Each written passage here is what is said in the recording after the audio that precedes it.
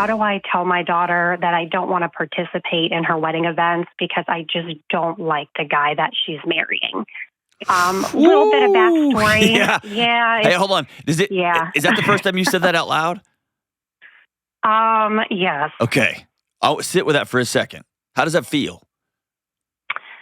It feels good to say it out loud. I've voiced my opinion before, but it's the wedding is going to continue. But it's the first time me phrasing it in the way that was just very to the point with how I feel. Okay, so does it empower you, or does it make you go, I don't know if my answer's right, if my decision's right? It makes me feel like a jerk.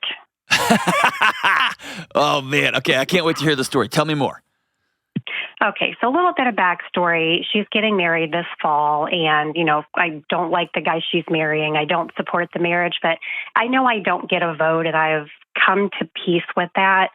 But I am really struggling with, wanting to participate in any of the events leading up to the wedding. And I don't want to be the missing mother of the bride, but I don't support it, and it gives me just a sick feeling in my stomach to even think about attending the events. I don't like the guy because he's a jerk, and I can definitely elaborate on that. Yeah, tell me more. He's a jerk. So his biggest flaw, in my opinion, is he's just very emotionally immature. Can't get him to take accountability for anything, and not the fun, emotionally immature, like cracking bad jokes at a funeral. But he's a screamer. He yells and screams when he doesn't get his way. Does a guilt tripping, financially abusive. Just a whole laundry list of reasons that he wouldn't make a good husband right now. And looks like it's going forward, and there's just not anything I can do about it. Yeah. How old is this guy and your daughter? So they're mid-20s, so definitely, grown enough to make their own decisions, for sure. Sure. So tell me what you will accomplish by stepping away from all of this, from the wedding, from the procedures, from the pomp and circumstance, from your daughter, and from this marriage. And I don't know that I would accomplish anything besides I'm really bad at hiding the fact that I'm uncomfortable or unhappy. And I don't want to steal the spotlight from her at all. This is her wedding day. So I've decided to go to the wedding, but just the events leading up to the wedding, I don't know if I can drag myself to be there. Events like what? So things like the bridal shower, she's wanting help planning, certain aspects of the wedding, things like the parents' dinner type of thing, all of it is just the events like leading up to the wedding. Okay, so let's take the wedding and let's move it off to the side for a second, okay? And this is a, close your eyes for a second. And imagine you're sitting across from a table with me. And I'm making uncomfortably direct eye contact, okay? Mm-hmm. Like we're just sitting in a diner somewhere, okay? Tell me with raw, transparent honesty, when is another time in her life when she was making decisions that you didn't like and you backed up and walked away? Just hearing the term 9 to 5 can be a drag, so my friends at Cozy Earth are here to help make your 5 to 9 way more comfortable. I love Cozy Earth's pants and all-day t-shirts. They're soft, breathable, and super tough. And my wife loves her pajamas, and my whole family loves Cozy Earth sheets. They're super comfortable, and they keep us cool when it's hot outside. Try them risk-free for 100 nights. You can save 40% off your entire order at cozyearth.com/Delony. When is another time in her life when she was making decisions that you didn't like and you backed up and walked away? Oh, goodness. When she moved out to go live with her dad after our divorce. Tell me about that. So I was married for 18 years, and my ex-husband was an addict and, ultimately chose being an addict over his family. And, when we divorced, the children were old enough to make the decision of where they wanted to go. And she chose to live with him. And I just really took a big step back, and it was hard. I was crushed. She didn't really want a whole lot to do with me or the sister that had stayed home, unreturned phone calls, unreturned text messages, that type of thing. How old was your daughter? 16. Okay.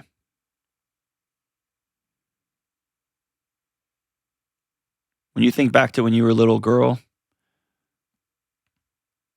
did mom and dad ever bail on you? Oh, yeah. I had nobody. I had my aunt and uncle, and, God bless them. They raised me, and they are amazing people. But my parents, MIA.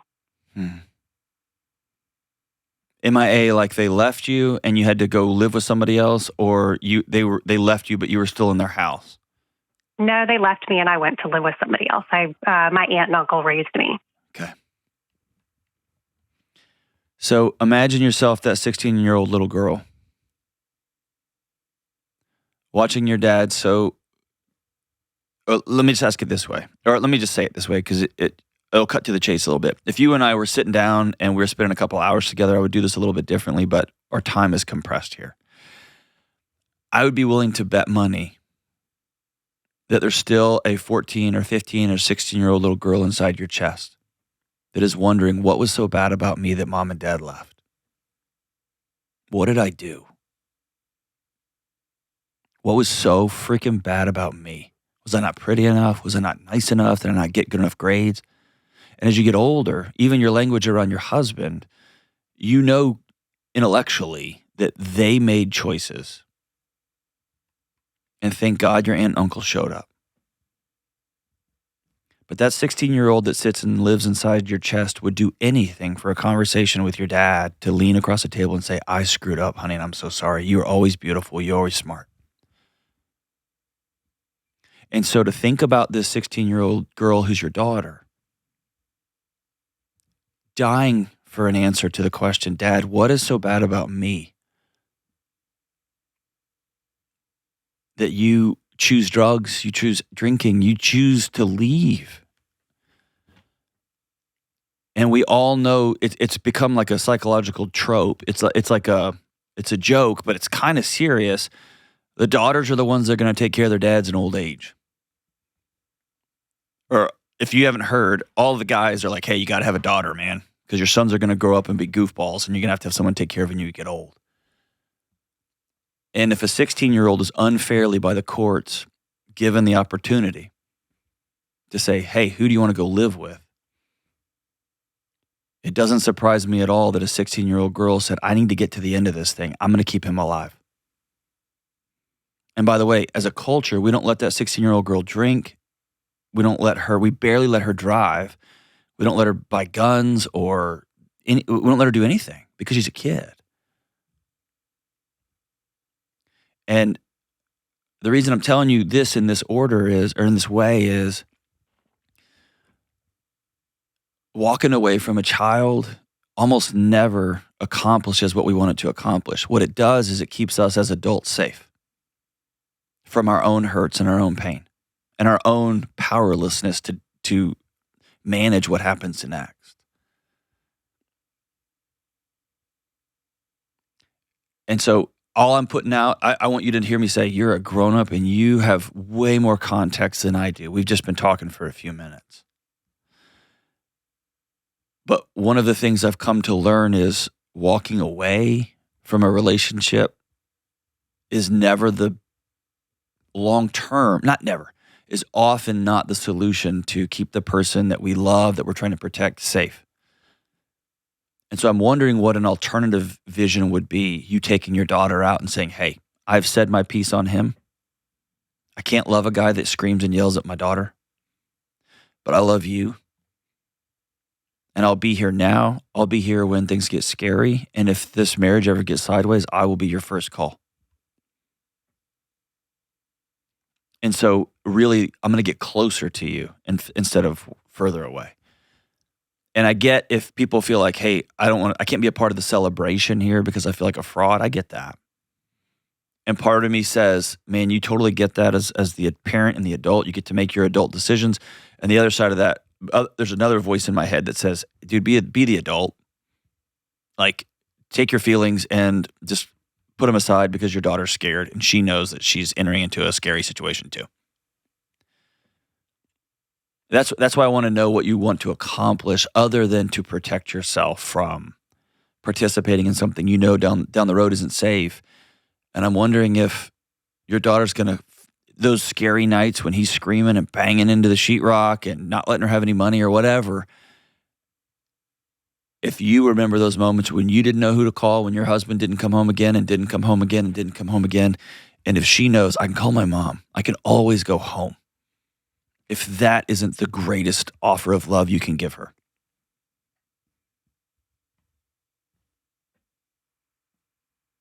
Yeah, I completely get that. And you're 100% right. And I think the thing that resonates with me is that I'm going to feel like a total fraud being there, but tell me about the fraud. Tell me about the fraud, because I think there's another way to look at it. But tell me about feeling like a fraud while you're there. What do you mean by that? I'm going to have to go in there with a smile on my face, like I'm happy to be there, and I'm going to have to, make nice conversation with, many of his family members that are also pretty awful. And it's going to be uncomfortable, and I'm going to just want to be leaving as soon as everything is over. And I don't know. I'm just looking for a place and some ideas to be able to suck it up. Well, okay. So there's the suck it up, and few people on the planet hate small talk like me. Dude, I'm terrible at it. I'm awkward. I make people uncomfortable during small talk. I get to mumbling and people are like, what are you talking? I get it. I can't stand it, especially when I don't like people.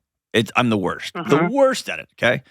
But there's another side to it. What if you imagined your daughter when she was 6 and you're like going for a walk in the neighborhood and there's a house on the corner that has a big, scary golden retriever-y kind of dog.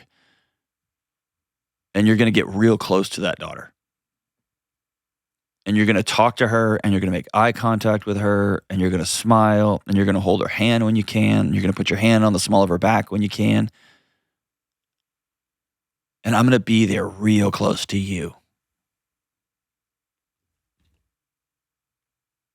And one of those is I'm going to hate every second of this because I got to go through all the performative.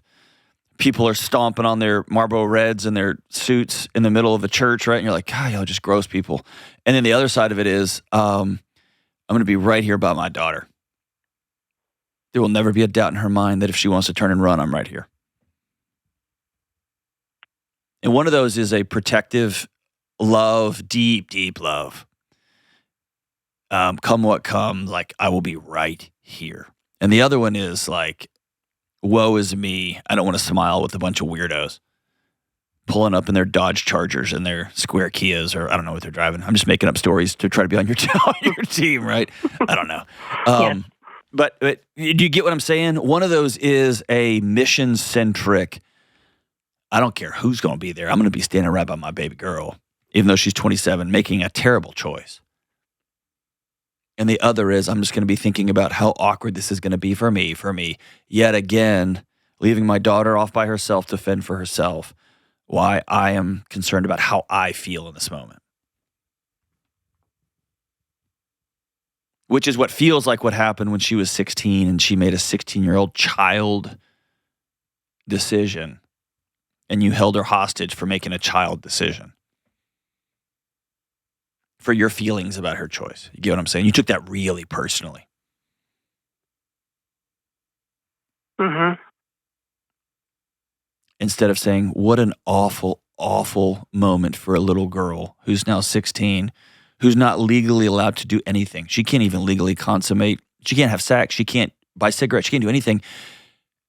Yet she feels a sense of responsibility to go care for her dying father.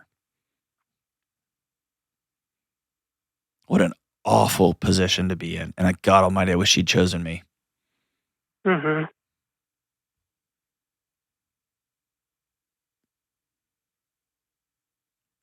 And can I just tell you, I hate that your parents left you. That sucks. I hate they walked out on you. And I hate that your husband followed some similar trajectory after 20 years of nightmares. Is he coming home? Who's he with? Is he alive? Like all of that. But I also want you to hold the responsibility to not repeat that same pattern, which is, I'm going to walk away too.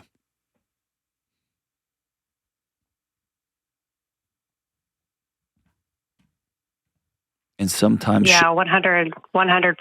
Thank you. no, you got it. And listen, I know what I'm asking of you is insanely hard. And I guess what I would challenge all of us is to, when we see a relationship with somebody that we care about and we love and we want to be well, what if we waited through so that they knew when they're ready to be safe, they're ready to change their life, they're ready to act in ways that are more healthy and secure, we will be right here.